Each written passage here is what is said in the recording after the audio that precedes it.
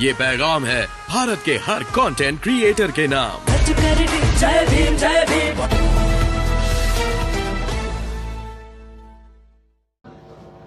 मानव जैसा जीवन यानी कि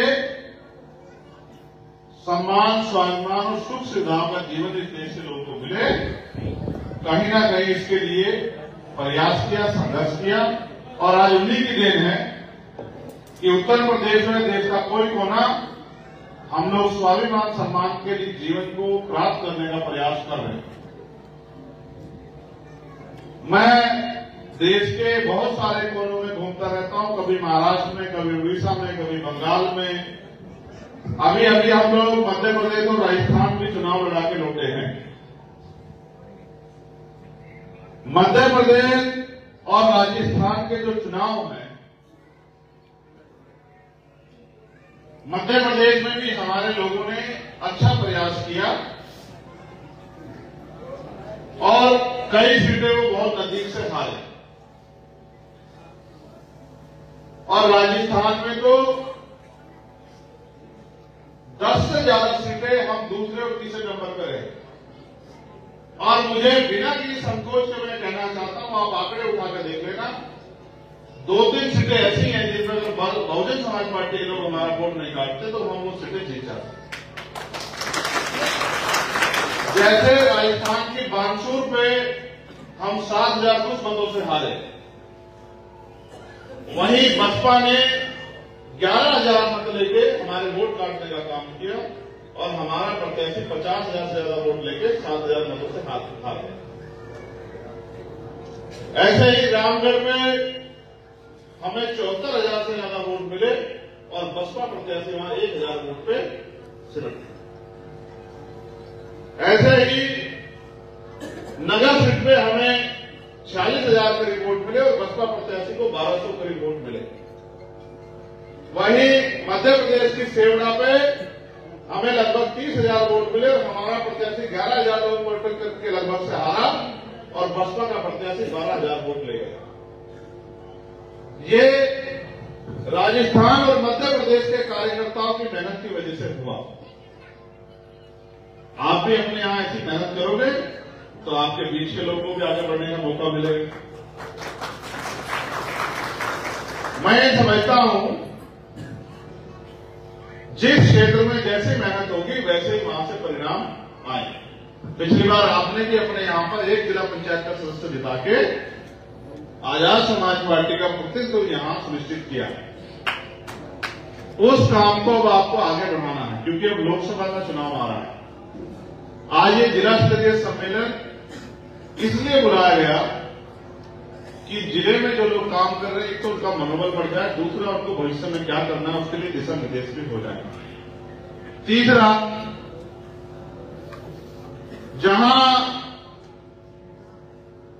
उत्तर प्रदेश में सामंतवाद, पूंजीवाद का मिला जुला गठजोड़ चल रहा है, जहां जुर्म, जाति और दादागिरी हावी हो गई, जहां बहन बेटियां सुरक्षित नहीं है, गरीब की जमीन पे सावंतियों का और भाजपा के नेताओं की ऐसी निगाह है कि वो तो उसकी जमीन को छीन लें, दबा लें। उनके रोजगार साधनों पे भी ताकतवर लोगों की निगाह है। वहीं सरकारी नौकरी और रोजगार के अवसर उत्तर प्रदेश में लगभग खत्म हो गए। कोई भर्ती आती है तो पहले पेपर लीक हो जाता है, पेपर लीक के बाद आरक्षण की जो व्यवस्था दलित पिछड़े वर्गों के लोगों के लिए डॉक्टर बाबा साहब अम्बेडकर ने संविधान में की, उस व्यवस्था का भी सही पालन नहीं हुआ। इसका परिणाम 69,000 शिक्षक भर्ती के बच्चे हैं जिनके लगभग 20,000 पद उत्तर प्रदेश की जातिवादी सरकार, भाजपा की सरकार ने छीनने का काम किया। उसके अलावा कल ही मेरे पास सूचना आई कि जो पटवारी की भर्ती हुई उसमें जो विकलांग बच्चे थे उनका जो कोटा था उसको भी सरकार ने पूरा नहीं किया। वो 188 बच्चों की पोस्ट थाली रख दी, वो लोग आंदोलन कर रहे हैं, उनमें से एक बच्चे ने आत्मदाह भी कर लिया। ऐसी भी सूचना मुझे प्राप्त हुई। उसके अलावा जो स्मारक बने हुए हैं उनके कर्मचारियों को तनख्वाह नहीं दे रहे, और भी रेतन विसंगतियां हैं, और भी तमाम तरह की परेशानियां हैं, और चारों तरफ हाहाकार मचा है, लूट मचाई, हत्या, बलात्कार, ये आम बात हो गई। अब मैं ये समझता हूं, जिस तरह से लोकतंत्र भारत में है, माननीय काशीराम साहब तो कहते थे कि ये लोकतंत्र नहीं है, ये धनतंत्र है। धनतंत्र का मतलब कि पैसे वाले लोग राज कर रहे हैं और मेहनत करने वाले लोग हक अधिकार से वंचित हैं। पैसे वाले लोग आगे बढ़ रहे हैं, पैसे वाले लोग राजनीति कर रहे हैं, पैसे वाले लोग तरक्की कर रहे हैं, और गरीब कमजोर होता जा रहा है। चुनाव लड़ने के लिए लाखों करोड़ रुपए की जरूरत है।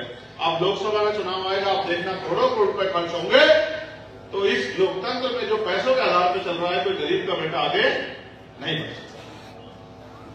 उनका यह प्रयास था कि ये राजनीतिक लोकतंत्र सामाजिक लोकतंत्र बने, क्योंकि डॉक्टर बाबा साहब अम्बेडकर ने भी संविधान को सौंपते हुए बात कही थी।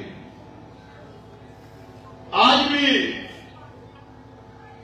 हम लोकतंत्र, जो कि वास्तविकता में धनतंत्र और राजतंत्र की भूमिका में चला गया है, कि अगर कोई सवाल उठाता है उसको मुकदमा लगा दिया जाता है, कोई अन्याय खिलाफ आवाज उठाता है उसको जेल में टूट दिया जाता है, कोई सवाल उठाता है उसके घर पे बुलडोजर चल जाता है,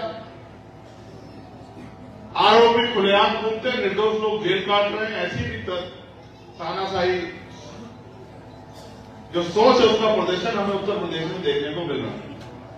जैसा एक हत्या हुई है, हमारे साथियों ने यहां पे बहुत ही सीनियर साथियों ने आवाज उठाई, और पुलिस के और सामंतवादी ताकतों के मेलजोल से हमारे ईमानदार संघर्षशील निष्ठावान कार्यकर्ताओं को जेल भेज के और उस मामले को दबाने का काम किया।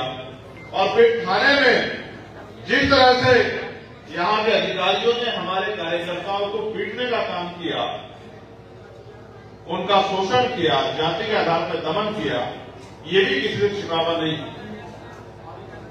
और मैं भी इन घटनाओं को भूला नहीं हूं। जो जख्म आपकी पीठ पर लाठियों के सर की सरकार ने दिए हैं, मैं भी उनको भूला नहीं, मगर मैं सही समय का इंतजार कर रहा हूं कि जब सही समय आएगा तो जातिवादी मानसिकता से ग्रसित अधिकारियों को सही आईना दिखाने का काम और उनके द्वारा किए गए संविधान के उल्लंघन की सजा उनको दिलाने का हम लोग करेंगे। जिस तरह से सदियों सदियों दलित पिछड़े वर्ग के लोगों को अपमानित किया गया, आज भी धर्मगुरु उसी प्रथा को आगे बढ़ा रहे। और मैं तो उनका बड़ा सम्मान करता था कि वो एक धर्मगुरु है, लेकिन उन्होंने इस तरह की टिप्पणी एक बड़े समाज पे की, और उस समाज को, मेहनत का समाज को, कभी वो आरक्षण पे टिप्पणी करते हैं कि दलित पिछड़े वर्ग के लोग आरक्षण से आगे बढ़ गए, पता नहीं क्या इनको समस्या है कि वो इस तरह की बातें करते हैं अपने मन में, क्या उनको हमारे तरक्की से तकलीफ है। दूसरा, कभी वो हमारे सम्मानित नेताओं को, श्रद्धेय मुलायम सिंह यादव और हमारे रहबर मानव काशीराम साहब के परिनिर्वाण पर वो मुस्कुराते नजर आते हैं कि मिले मरे मुलायम काशीराम, और धार्मिक नारा लगाते हैं। कभी वो एक पूरी मेहनत कर जाति को नीच बताने का काम करते हैं। और ये सारे पाखंडी अपराधी सरकार की छत्र छाया में फूल रहे हैं, फल फूल रहे हैं, क्योंकि आज इनके ऊपर कोई पहरा, कोई जवाबदेही की नहीं बन रही है। क्योंकि जो सरकार में लोग बैठे हैं वो इनका संरक्षण कर रहे हैं और इनको अधिकार दे रहे हैं कि किसी भी कमजोर वर्ग को गाली दें, उनको अपमान करें, उनको अपमानित करें, उनको बुरा नीच कहें। जबकि देश का संविधान किसी को ऊंचा नीचा नहीं बताता। हम तो संविधान को मानने वाले लोग। तो अब मैं आपका ध्यान आकर्षित करूंगा जिन चीजों को मैं महसूस कर रहा हूं, और मेरा मानना है कि मैं अपने भाइयों से, अपनी बहनों से, माओं से और जिम्मेदार लोगों से उम्मीद करूंगा कि उस बात को वो समझेंगे कि मैं किस पीड़ा का जिक्र कर रहा हूं। और मेरा विश्वास है जब भविष्य में मैं इटावा आऊंगा तो शायद अगली बार आपका जो प्रदर्शन होगा, चाहे वो सभा के रूप में हो, चाहे आपके कार्य के रूप में हो, वो ज्यादा उत्कृष्ट होगा, ज्यादा अच्छा होगा, ऐसा मेरा विश्वास है। जैसे अगर ये लोग पहले से समझदार जिम्मेदार होते तो यहां अनावश्यक भीड़ ना करते और पीछे रहते, तो अब इनको परेशानी का सामना नहीं करना पड़ता। अब ये कम जगह में, सब लोग तो ज्यादा है, जगह कम है, तो एक दूसरे से भिड़े भिड़े बैठे हैं, कहीं बैठा भी नहीं जा रहा होगा, किसी को सांस लेने में दिक्कत हो सकती है, मैं क्या करूं? अब इसमें मैं कुछ ज्यादा कर नहीं सकता हूं, क्योंकि ये व्यवस्था आपको स्वयं करनी है। ये अगर आप 1 घंटा पहले आते तो आराम से अच्छी कुर्सी आपको मिलती। जो लोग कई घंटे से बैठे इंतजार कर रहे हैं, उनका अधिकार बैठता है कि वो चेयर पर बैठे, और जो लोग बाहर घूम रहे थे भाई, उनको कुछ तो कठिनाइयों का सामना करना पड़ेगा। तो डॉक्टर बाबा साहब अम्बेडकर ने जब इस देश में संविधान सौंपा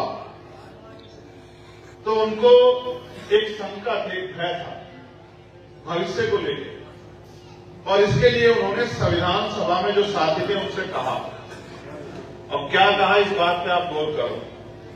बाबा साहब अम्बेडकर ने कहा कि आज हम विरोधाभास की जिंदगी में कदम रख रहे हैं। कैसी जिंदगी में? विरोधाभास। आज हम, प्रभु मैं जितना सरकता हूं आप इधर को सरकाते हैं, मैं आपकी वजह से ये छोड़ के उधर चला गया। आप अपनी सुविधा को ध्यान में रखना, ऐसा मत करें। बस धन्यवाद। आप मेरी बात पे गौर करो, ये भी हमारे भाई हैं, इनको भी थोड़ा सा कहना पड़ता है, थोड़ा सा ये भी मदद कराते रहेंगे, सब ठीक रहेगा। तो मेरा कहना यह है, बाबा साहब ने कहा आज हम विरोधाभास की जिंदगी में कदम रख रहे हैं। कैसे?